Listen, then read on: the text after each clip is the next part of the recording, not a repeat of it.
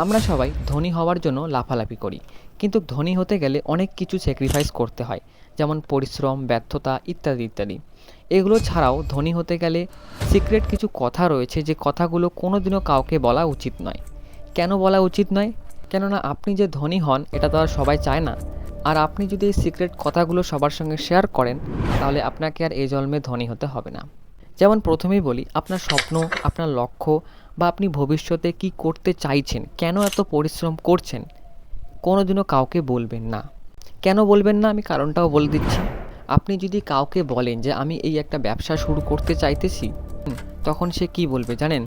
আরে ধুর মিয়া, এই ব্যবসায় কোনো লাভ নেই, আমার এক বন্ধু করেছে, এত টাকা লস খেয়েছে। মূল কথা হলো আপনাকে ডিমোটিভেট করবে তারা। যে কোনো ব্যবসার ক্ষেত্রে যে প্রথমেই লাভ করতে হবে এমন কোনো কথা নয়। আর সেই ব্যবসা লাভ হবে কিংবা লস হবে এটা আপনি তখনই বুঝতে পারবেন যখন আপনি সেই ব্যবসাটা করবেন। লস খেলে আপনি শিখবেন, আর কেন লস হলো আপনি বুঝতে পারবেন। নেক্সটে সেই ভুল করবেন না, তাহলে তো আপনি ব্যবসা শিখে গেলেন, ব্যবসা দাঁড় করাতে পারবেন।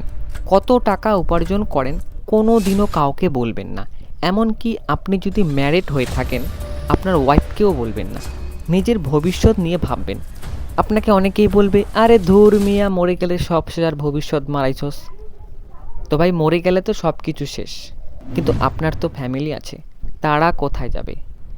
আপনার ভবিষ্যতে বিপদ আপদও আসতে পারে, তাই কালকের কথা আজকেই ভাববেন। নেশা থেকে সবসময় দূরে থাকবেন।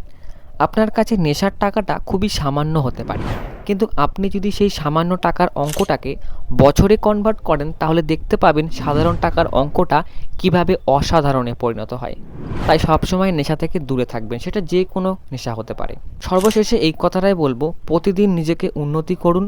যে কাজটায় আপনি খুশি থাকেন বা যে কাজটা আপনি করতেছেন, সে কাজটা প্রতিনিয়তভাবে মনোযোগ দিয়ে করুন। এখন হয়তো বা সাধারণ আছে, কিন্তু দেখবেন একদিন অসাধারণে পরিণত হবে।